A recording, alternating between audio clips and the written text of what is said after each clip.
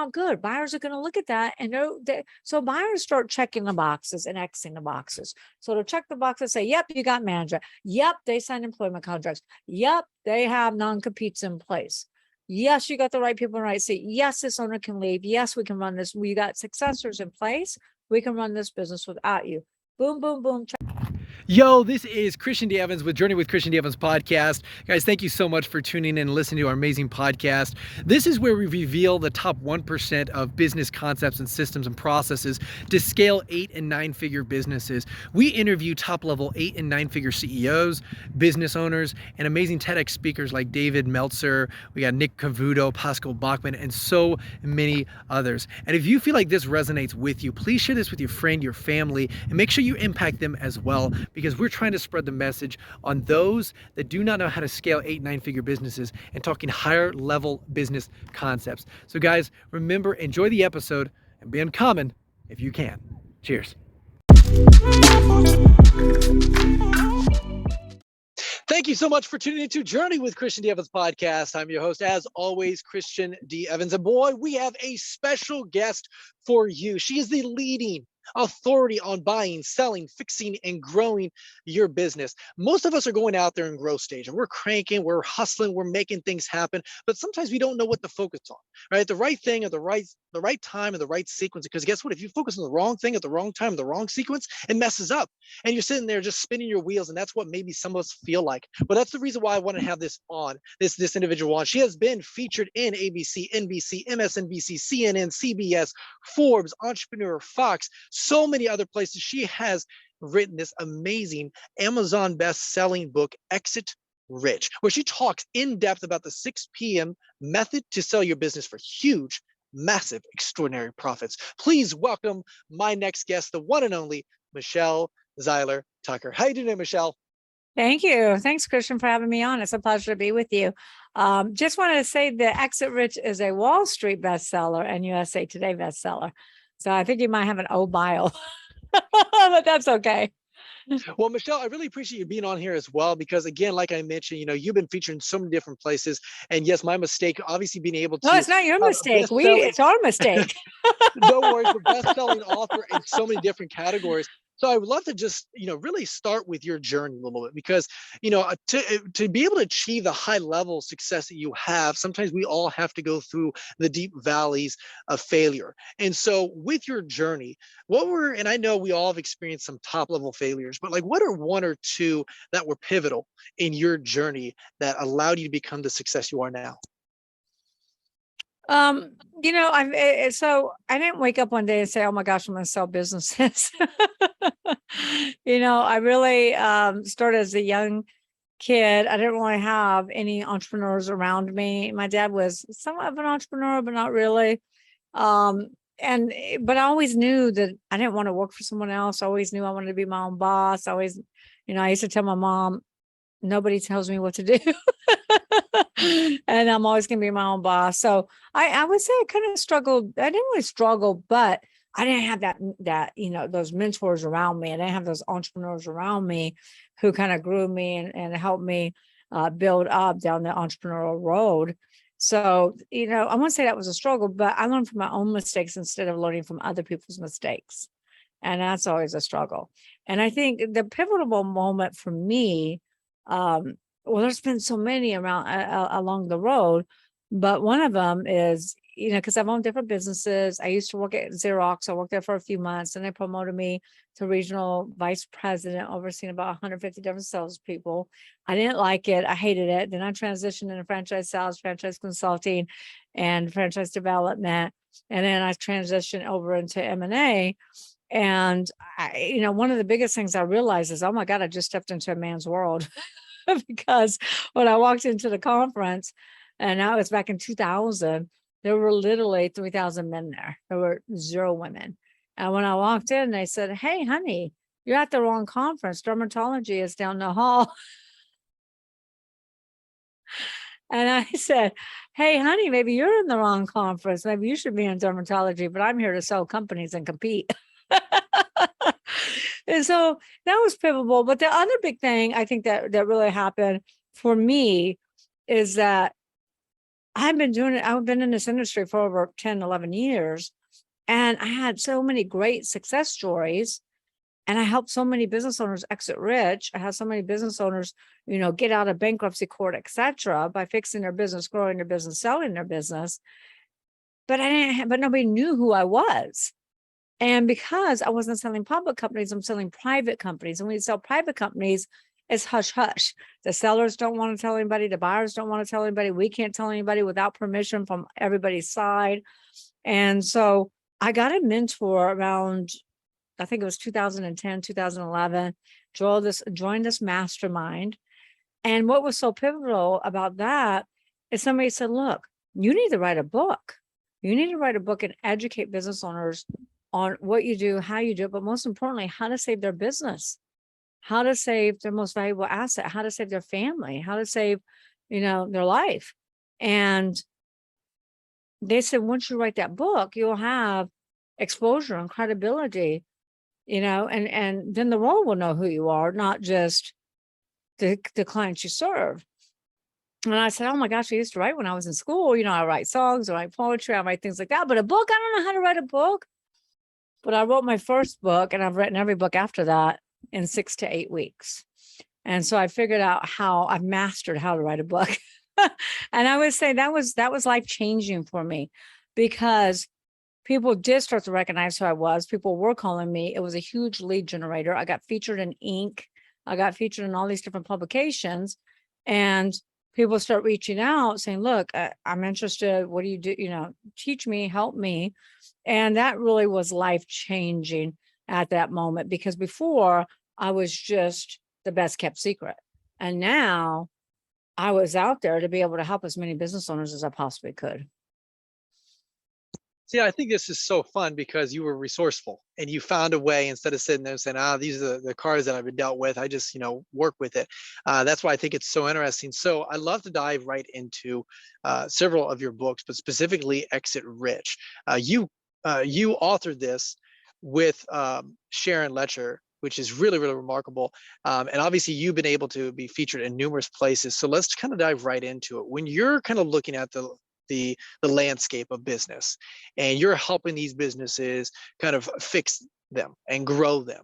And a lot of business owners, when they come to you, correct me if I'm wrong, they don't know what they don't know. And so they may think, I need to be focusing on, acquisition, when the reality is they may be focusing on operations and systems and processes.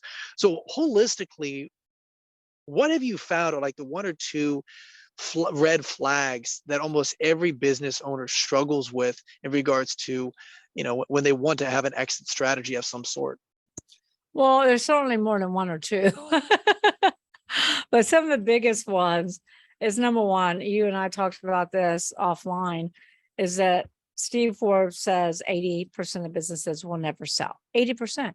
M&A Source says 90% will never sell. That means you have less than a 10 to 20% chance of success. And there's many reasons, why that is. And the people that are selling, Christian, are not necessarily selling and exiting rich. A lot of them are selling for pennies on the dollar. A lot of them are closing their business or getting into bankruptcy, filing bankruptcy. So the main reason for this, and there's so many, but the biggest reason is that business owners are doing what you just said. They're focusing on acquisitions, they're focusing on operations, they're focusing on people, they're focusing on putting out fires. I'll call entrepreneurs firefighters, because they're off to the next fire. They always put out this fire, and this fire, and this fire, and this fire. And most entrepreneurs are working in their business, not on their business. And they don't think about the exit, because business owners' mindset has to change. And I've been working for the last decade on trying to change their mindset. Your business is not your baby. Your babies are at home. Go home, love them, hug them, kiss them. Your business is your most valuable asset. And we do plan for our babies. When you have a child, you're planning everything. You're planning that baby shower. You're planning when they come home. You're planning on the nursery. You're planning on where they're going to, if you're going to have a nanny. Are they going to preschool? Are they going to, where are they going to middle school? Where are they going to high school? Where are they going to college? Who are they going to marry sometimes?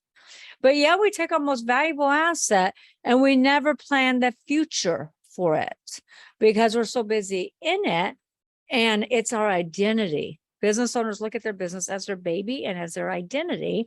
And they're so busy working in it, not on it. So they don't plan for it until a catastrophic event occurs. Then they like, boom, wake up one day and say, I got to sell my business. And that could be internal catastrophic events or external. Internal is health issues. I had a lady call me from Dallas and told me that her husband had dropped dead of a heart attack at the age of 40, left her with a mountain of debt. She knew nothing about the business. I started asking her questions. She's like, please help me, please help me, please sell the company. I need to get out of this debt. It was just him, solo entrepreneur, had independent contractors, but he had all the processes in his head. When he died, the business died. And this happens every day. So health issues, partners disputes, divorce, death, and the external is this pandemic. I mean, so many business owners have been wanting to sell their business because their business tanked during COVID. So you never want to sell your business during a catastrophe because your business is trending down. It's not doing well. You're going to be selling for pennies on a dollar in most cases, or end up closing it or selling it for the assets. And they don't think about that because, like I said, they're busy working on it, not in it. So the first thing we talk about in my book, Exit Rich, is what I call the GPS exit model. And this GPS exit model is a clear plan from the minute you start your business all the way to when you're going to sell it. And that could be 5, 10, 15, 20, 30 years later.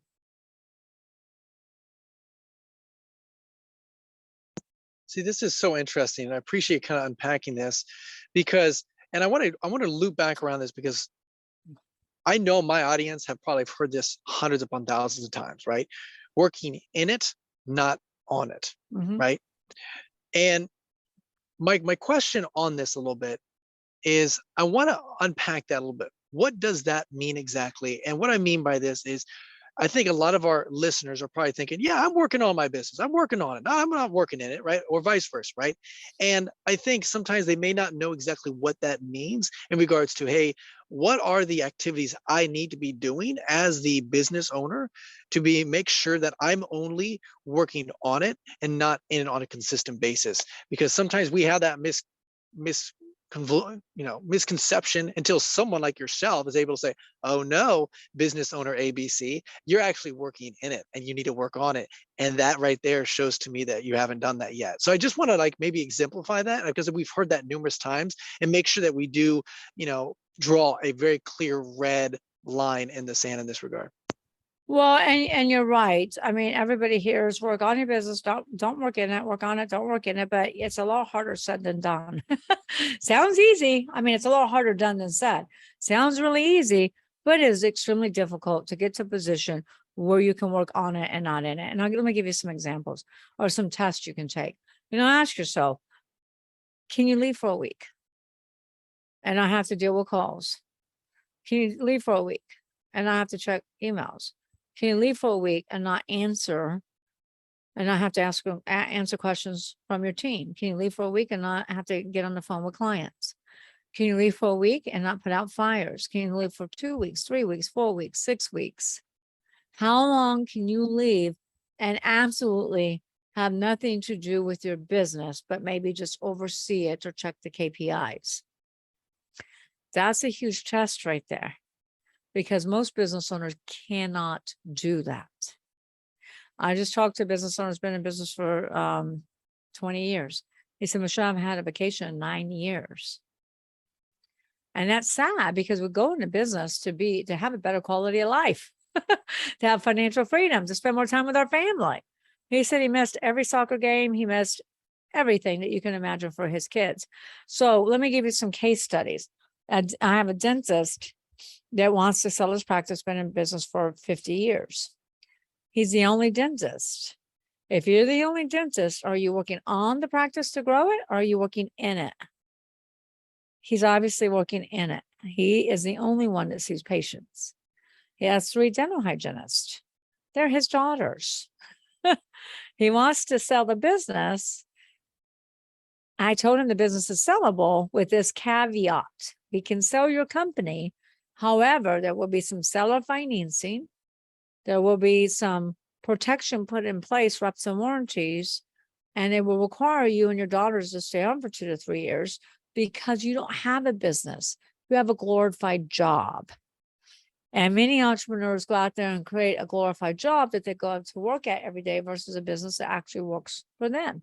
And he said, well, honey, we're not staying. I said, well, then, honey, you're not selling. Because the minute you and your daughters leave, guess what? The patients leave. So that's an example. I have another example. I was partners with a company in Houston, Texas, and we specialize in graphics and for graphics and installs for first responders. So the police cars and ambulances and fire trucks, those are our clients. And when I met them, well, when they called me, they wanted to sell their company. They didn't have a company. They husband and wife working about 14, 15 hours a day, on the verge of divorce, on the verge of bankruptcy. They had one employee. By the way, they told that one employee they were going to sell or close their doors. So that one employee went and got another job like any employee would. And they were doing all the tasks themselves. They were stuffing invoices in the cabinet because they didn't have the time to invoice. Bills, because they didn't have the time to invoice. They didn't have the time to collect. They didn't have the time to place ads. They didn't have the time to hire. They didn't have the time to do anything but graphics and stick to cars. Graphics, stick to cars. They were losing money, and they had money, but they didn't have the time to collect on the money. So they're working in it, not on it. And I can give you example after example after example. And some industries are worse than others. Take a plumber. If you don't have a company with plumbers, assistants, an actual company with people, then you have a job. Take the dentist we just talked about. The stylist at the hair salon that owns the hair salon. You take her out of the business, let's say she has 70% of the clients, you're gonna lose the clients. So it's really important, and this is where the 6 Ps, the infrastructure, comes in. And people is the first P. And I always tell my clients, actually Zig Ziglar said this, so I won't try to take credit for it. But Zig Ziglar said, you don't build a business, you build people. And people build the business. So you have to start with people. Entrepreneurs, like I said, treat their business as their baby. They're not great delegators. They think if you want it done right, you got to do it yourself. And that can't be further from the truth, because you'll never grow that way. You'll never grow unless you let go of the control. So you have to focus on your strengths, hire your weaknesses. Don't be afraid to hire people smarter than you. You got to put the right people in the right seats. And most importantly, Christian, I always say you have to ask the who question. Who opens the doors? Who handles marketing? Who handles accounting?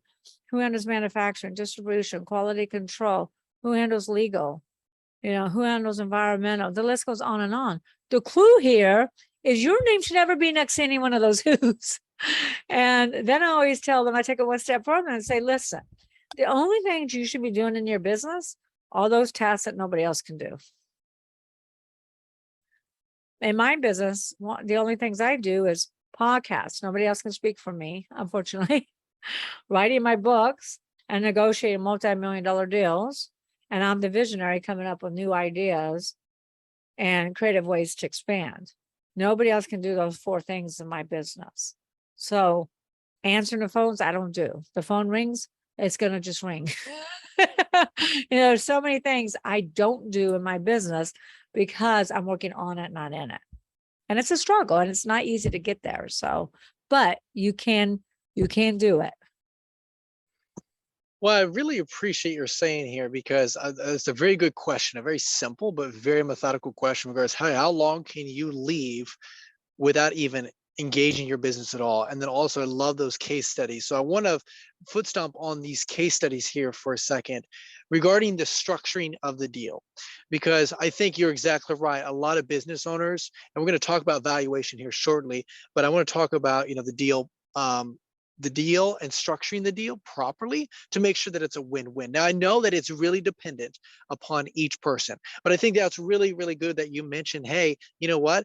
yes, you want to sell that business. However, that you have to stay on for another 2 years, maybe as consultant, maybe as whatever, as that succession plan takes on. So maybe if you could, maybe I'd love for you to just walk through maybe other creative deals that you have seen people implement to make sure that it is a win-win situation, to make sure that obviously, hey, if someone really does want to get out of that business, that, hey, how can I make this happen? And how, because you do have to be a little bit flexible, but also there's a lot of creativity. And I think, people just lack creativity on how to actually make sure that they become resourceful enough to make sure that that deal actually goes through, and identifying what's the win-win ability. So I'd love for you to just maybe give us some creative deal flows that you've seen that obviously got a win-win-win situation.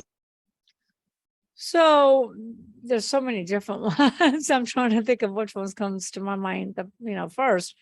But I will tell you, the more that you set your business, and I'll go through some case studies, but the more you set your business up on what I call the 6 Ps, the 6 Ps are your infrastructure. And this is why business owners get in trouble.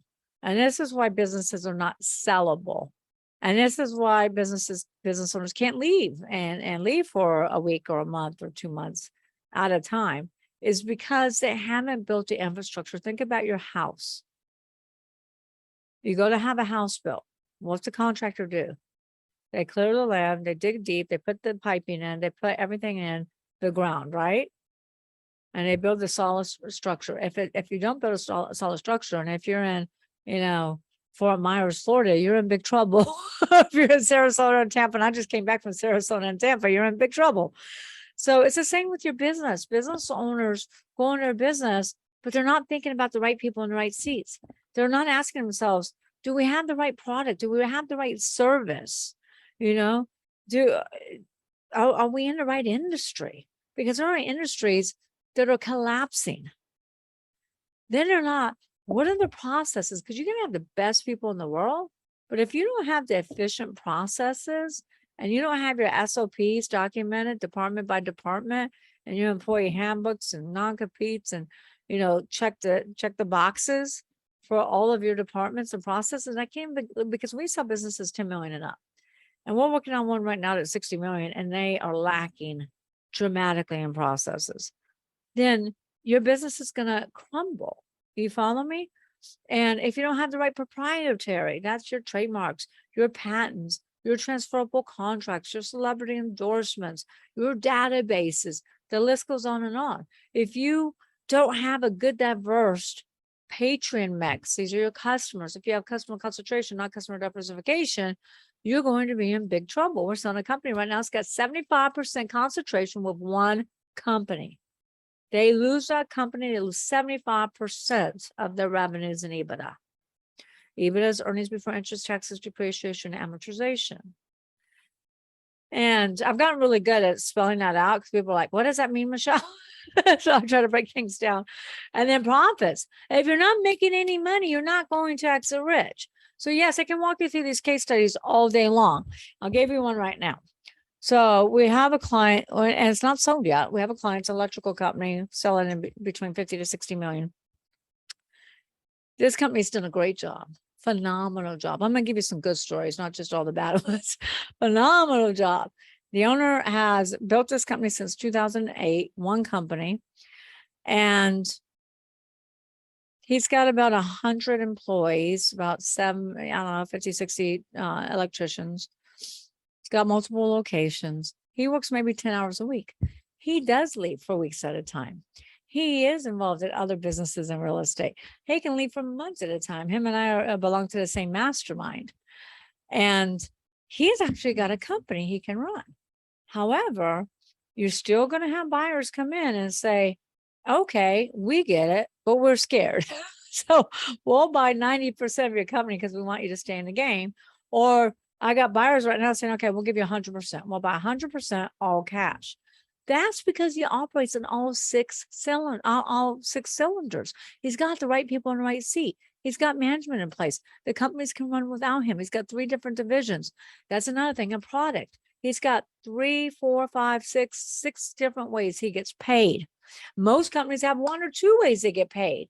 Look at restaurants that took a huge nosedive during this pandemic because they get paid when you come in and eat. Where's their e-commerce business? Where's their white label products? Where's, their supermarket products? Anyway, he has multiple revenue streams. So if one quits, he's got engineering. If this one quits, he's got industrial. He's got this, he's got that, and he's got consulting. And so then proprietary, I mean, he's been in business since 2008, has great brand recognition, has, trademark in his company name. It goes on and on and on. He has no customer concentration, and he's got the highest profit margin that anybody has seen in the industry. So that demands an all cash, 100% buyout. Now, let me tell you on the flip side, that graphics company, if I were to purchase that graphics company, I'm going to give them cash. I would have given maybe a little bit of cash, and the rest of it would have been earn out, because I would save my money to build that company, to hire a team, to get them out of their house, to actually build a business, not a job that they're working at. Let me give you some scenarios right now.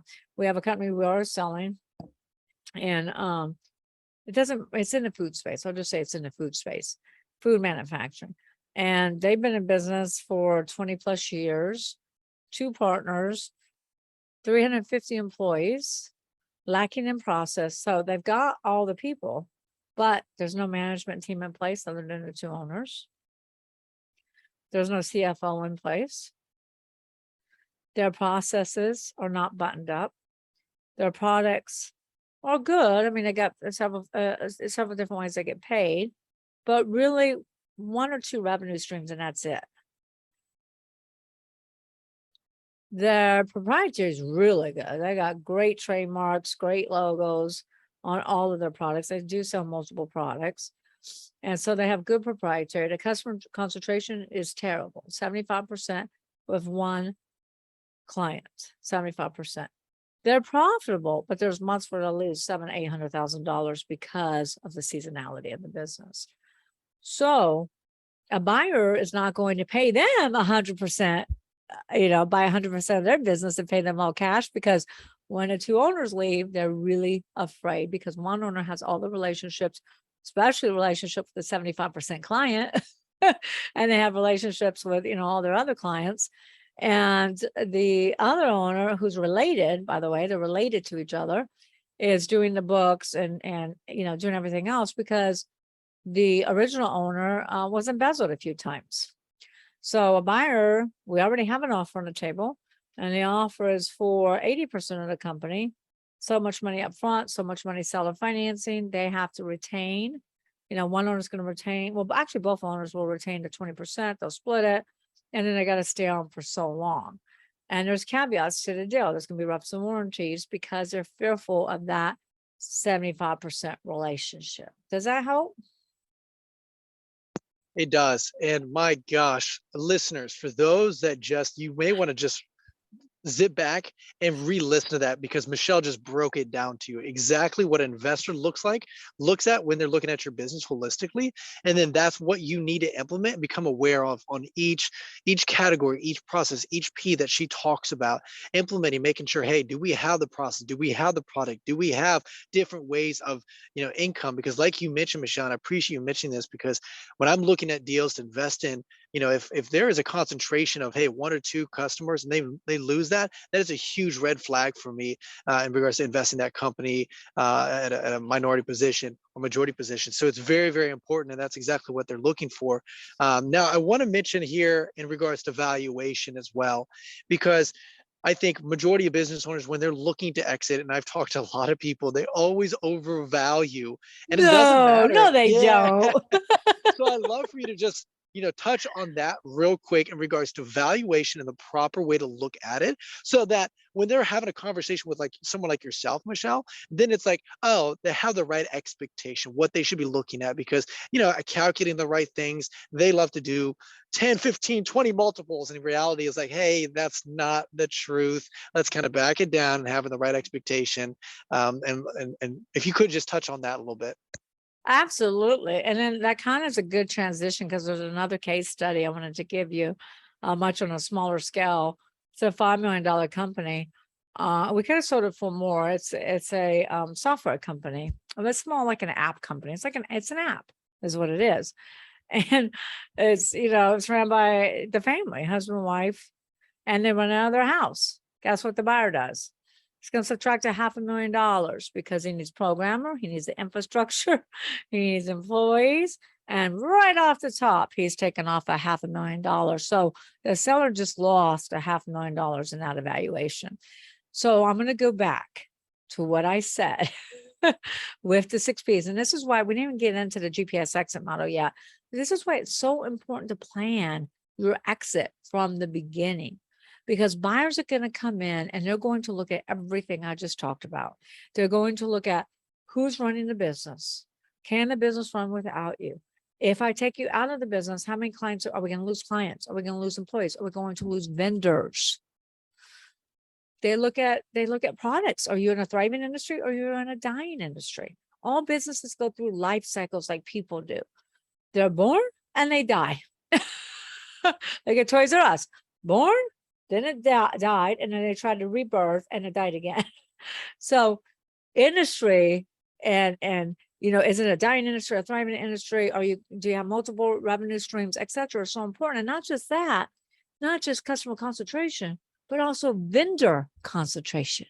I have a huge company, manufacturing company, and they make specialty products in the NFL. And they've got one manufacturer in Canada, and the guy's like 75 years old, and he has nobody to replace him, and they have no backup plan for when he kicks the bucket. So guess what?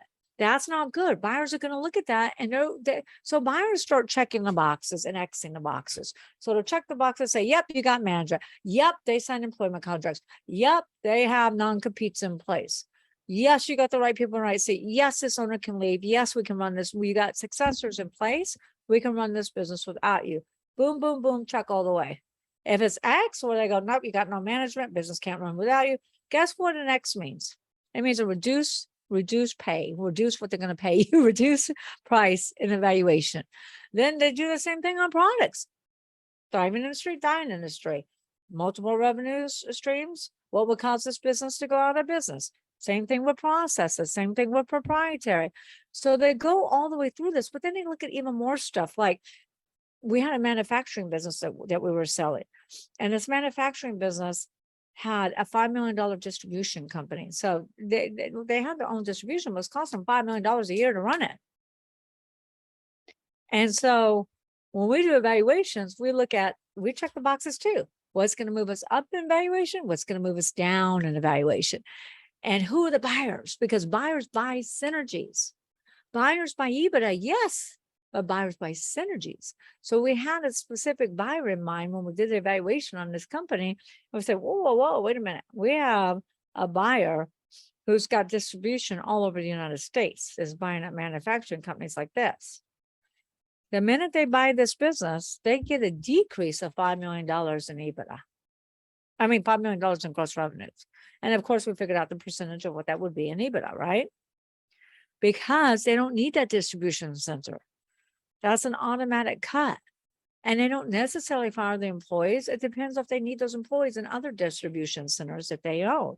But that's a cut right away. So we look at what buyers are going to decrease from the business and what we know we can increase because they're buying those proprietary assets. Buyers pay more. So when you're trying to understand valuations, it's not one size fits all. It's not saying, okay, you get a multiple, you get X of the EBITDA. No, that's not it. It is it, but there's so much more with the synergies that your company is bringing to the table. If you've been in business for 50 years and you've got a stellar reputation, you built brand awareness. The most valuable brand in the world is Apple. It's worth $289 billion without assets, inventory, furniture, special equipment, real estate, anything else. So branding, trademarks, patents, transferable contracts, databases, really maintain databases, celebrity endorsements, all this checks the box and increases valuation. And then, of course, you got the patrons and profits that we already talked about. Now, when we're looking at evaluations, we're looking for those synergies, right? And we're looking for what buyers will pay the most. That's called creating a bidding war. How do you get the highest price? You don't get the highest price by saying, okay, I'm going to get 10x, and you operate on 6 Ps. No. You get the highest price by having multiple buyers come to the table. Buyers call me all the time. Sellers call me all the time and say, Michelle, I just need you for this one buyer. I already have the buyer. I'm like, nope, I won't do it. And they're like, well, why won't you? And I said, because your business is probably not running on 1,000% across the board on 6Ps. You might need some tweaks in people's, you might need some non-competes in place, some employment contracts. We're working with a company right now has none of that and wants to sell for $70 million. And so we always have to tweak and improve the business along the way. And the likelihood that that one buyer is going to buy your business is slim to none. Plus, why would you ever want to sell your business to one buyer? You can't create a bidding war with a party of one. All right. So this is what people think. People call me all the time and say, Michelle, I'm ready to sell because, I'm getting a divorce, or I was diagnosed with prostate cancer, or whatever the reason is. I'm like, okay, so we'll do evaluation, run them through the process. And I always ask them this question. What are your expectations? What do you want for your business? They're like, well, you're the expert. I'm like, yes, I am. Remember that when I give you your evaluation, I am the expert. And then they'll say, well, it's worth 20 million. I want 20 million. I'm like, how do you come up with $20 million? My sweat equity, all the time, all the hours, all the money, all the sacrifices I made made along the way. I missed my kids' game, my daughter's plays, gymnastics, didn't take vacations. Plus, Michelle, that's what I need to retire on. I need $20 million. I got 5 girls I got to put through college, 5 weddings I got to pay for. I want to move and buy a bigger house. I want to buy another business. So I need to retire, and I got another 30, 40, 50 years to live. Buyers don't care about what you need. Buyers care about the value it brings to them. So it's always my job to tell business owners, your business is not as pretty as you think it is. Your baby is not as pretty as you think it is. So businesses are typically a multiple of EBITDA or multiple of gross revenue. If it's anything in a SaaS related industry, it's a multiple of gross revenue. How do you choose that multiple? You choose that or a multiple of EBITDA for any other industries. You choose that multiple many different ways. Most advisors don't do this because I own businesses, so I know what it takes to run a successful company. Many owners say, okay, well, many business brokers will say, or M&A advisors will say, oh, it's 4 to 5. We're going to slap a 5 on it and put it on the market. But they're not evaluating the synergies. So if there's huge synergies, we sold a business for 165% more than what it appraised for. 165% more than what it appraised for. And it's in the oil industry. It's an oil manufacturing business. And the reason why is because they operate in all 5 Ps except for customer concentration. That 65% of their customers were with BP, British Petroleum. And I had probably 300 buyers on this one business. We had 12, 15 LOIs, letter of intents, but they all had caveats. We want to do seller financing. We want to do an earn-out. We want, we want this, we want that, etc. And it was all carved out. If you lose BP, we're going to pull back 65% of that purchase price. And it was two businessmen that owned the business, and one was 80, one was in his 50s. An 80-year-old goes, Michelle, I'm not doing any of that. Not happening. Not going to do it. I said, look, you got to be flexible here. You're trying to sell business. Got 65% customer concentration. I don't care. He says, find me the right buyer. So of course I go back. I did find the right buyer. I actually found him a strategic buyer that already that had some of our products and services, but was not a competitor. And they've been trying to get in BP for decades. I could never get their foot in the door. So they looked at this business and they said, we don't care what everybody else is bidding. We're going to outbid everybody. We're going to give you our best bid up front. And they did. And it was 165% more than the appraised price. And they said, because this one purchase right here, no matter if we overpay, it doesn't matter. Because this purchase will catapult our current business to the next level. Because we've been trying to get in for a decade, or 2 decades, I think it was. And that was 165% more. So their multiple shot way up. I forget what the actual multiple was, but evaluations are more of an art than a science.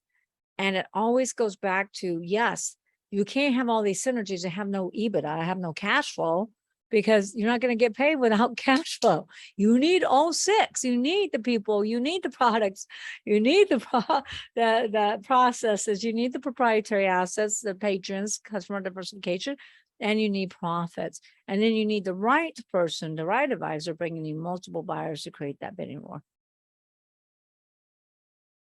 This is so valuable, and it was so beautiful how you just laid that out so simply.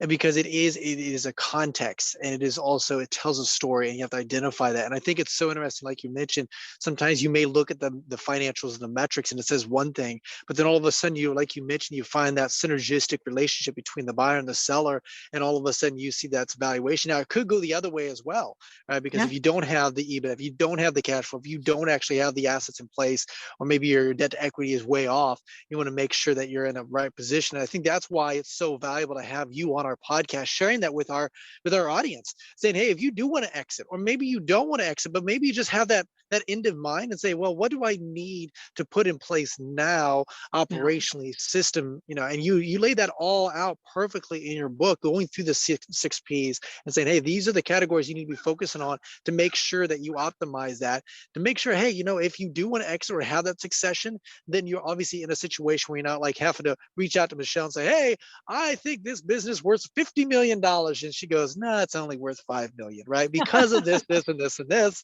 Yeah. And you go, oh crap. And then, you're in a situation like many of her case studies where, I'm in pancreatic cancer, I'm in stage 4, I'm in whatever, and you don't want to be in that situation. You want to make sure you're proactive, and that's why I want to have you on. Michelle, I just appreciate this. I know we could talk about this all day long and unpacking this. You have tons of case studies and amazing response. How can our audience reach out to you? I'll make sure I put all the links down in the description, but how can they reach out to you, get access to your book, get access to more of your knowledge, your wisdom, and if they have any more questions, how do they reach out to you, Michelle? Sure. So a couple of things. Number one, they can go get Exit Rich, and you can get Exit Rich it was in all the Hudson stores, and I think it's in most of them still. Barnes and Noble, Books a Million, your favorite bookstore, Amazon, of course. And you can pretty much get Exit Rich anywhere. If you prefer to listen instead of read, you can get the Audible book, the audio book on Audible. You can get on iTunes, wherever you buy your favorite audio books, that's available as well. And you can reach out to me at seilertucker.com as our main website. We also have, you can find everything if you go to MST at MST at 360.com, MST at 360.com. You can listen to my podcast, Exit Rich. We have lots of different content and quizzes you can take at SeilerTuckerAcademy.com. I hate to throw out so many things, but if you want to take the 6P challenge or the 6P quiz, there it is. Go there and take the 6P quiz, see what your strongest P's are and your weakest P's. I'm telling you right now, if you were to build your business on this infrastructure, you're going to exit rich. Well said. Oh my gosh, I'm so glad we have you as a resource on our podcast, and you going out there in your journey, going and helping and impacting so many, and being able to put this all into one book and share that at a very very effective cost, and just be able, because I know that that's going to impact so many people's lives. So guys, those links are in the description. So make sure you literally stop what you're doing and consume that content, reach out, be part of her ecosystem, consume some of what she has accessible, because she's doing this for all of us and going out there and implementing this. So really, Michelle, I appreciate your time and energy on our podcast, unpacking this at a very high level. I always love to ask my guests before we let you go, is there any last words of wisdom that you'd like to share with our audience? Sure. Two things. So number one, also we have a program called Road to Exit Rich. And this is a consulting program, mentorship program with me, yours truly. And what we do in this program is we identify and help you plan that GPS exit, so you know your destination. You know what your current value is today. You know your time frame. You know who your buyers are going to be. You reverse engineer the plan. You know where your numbers need to end up. You know the synergies that you need to build for those buyers to want to pay you top dollar, the premium price, and outbid everybody else. And so, and then it's also a step-by-step to help address those 6 Ps. Like I'm working with a company right now and they have a huge issue with the family dynamics. The father, mother, daughter work in a company with, I think, 25, 30 employees, and the father and daughter not getting along. I had to fix that. I had to fix that relationship before we can move forward, grow the business so it's actually sellable. And so that's what the Road to Exit Rich program is. If you feel like, oh my gosh, Michelle, I'm never going to get there, I'm never going to get to a $5 million price tag or whatever the number is. Yes, you can get there. A piece of advice. So this kind of transitions right into that. You asked me what was the big pivot for me? When did things change for me? And that's when I got a mentor in 2010, 2011. I had never had a mentor before. And I didn't come from a family of entrepreneurs. And so I always say it's hard, and this is my own quote, not Zig Ziglar's. I always say it's hard to read the label from the inside of the bottle. You need an outsider's perspective to read the warning signs and keep you out of the danger zone. Get a mentor. And it could be me, but it could be any, get a mentor for the road you want to travel. Don't just get any mentor. Do your due diligence. A lot of times we go to different speaking engagements and speaking events and masterminds and things like that. And I've done a lot of that. And a lot of times, just because I speak on stage doesn't mean that they actually talk to talk, walk to talk, walk their walk. And a lot of times they're just there to take people's money. So be careful, be smart, do your due diligence, check out their references. And it's really important to have a mentor that you can learn from their mistakes instead of learning from your own, like I have. Learn from somebody else's mistakes. So shorten your learning path dramatically and lead you on to the path of success. And guess what? You need a different mentor at different levels. If you're a 6-figure business, that's one type of mentor. If you want to move into a 7-figure, an 8-figure, that's a different type of mentor. You need different advisors at different stages in your business and life. Such beautiful, amazing, powerful wisdom. Guys, that is my guest, the one and only, well-renowned Michelle Seiler Tucker. Guys, that is Thank you. the Journey with Christian D. Evans podcast. Until next time, be uncommon if you can. Yo, this is Christian D. Evans, Journey with Christian D. Evans podcast. We thank you so much for listening to this amazing episode. If you feel and you know that this was valuable to you, please show some love to our amazing guest by liking this, by commenting on this, by making sure that you do a nice 5-star review and just show some love to our guest. That'd be really awesome. Also, make sure you share this with a friend, a family, a colleague, someone that you believe would bring value to their life right now. And guys, we just want to say thank you again for just being part of our community. If you want to have more resources, don't be afraid. Go to christiandevans.com. You can actually schedule a phone call with me, or you can send me an email at christian.evans@beUncommonIfYouCan.com. That's christian.evans@beUncommonIfYouCan.com. Always love to hear some feedback and let me know what is the number 1 or 2 things that you are struggling in your business and your life, and we'll make sure we have those conversations. Guys, that is Journey with Christian D. Evans podcast, and until next time, remember, be uncommon if you can. Cheers.